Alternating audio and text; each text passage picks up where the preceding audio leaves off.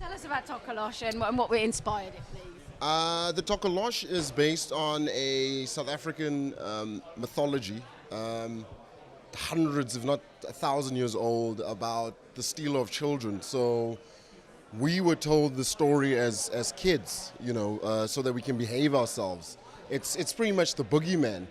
And with what's happening in the world right now, with Me Too movement and all that, I felt like it was important to tell the story. This story is very timely because of what's going on in the world and the fact that people are recognizing that women have rights, etc., etc. So that's kind of how it ties in. Some of the influences, if I can just quickly chat about that.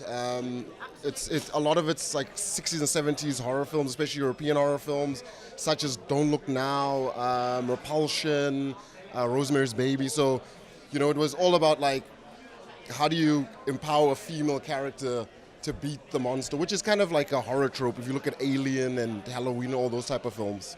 And I mean, horror is such a great genre, isn't it, to explore all of these social topics, really?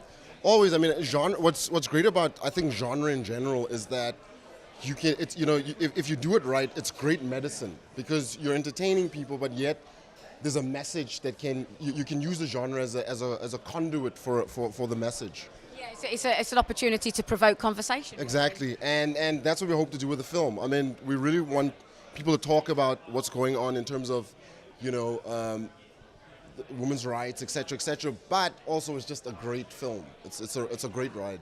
So and then you have to then make it entertaining as well. Yeah, it's very entertaining. I mean, we rely a lot on not seeing as much, so we use the audience imagination, and I think that's more powerful than any special effects. There are stuff that you do see stuff in the film, but it's more about what seeds you plant in the audience imagination to get them to participate in the film. It's far more intelligent that way. Yeah, exactly.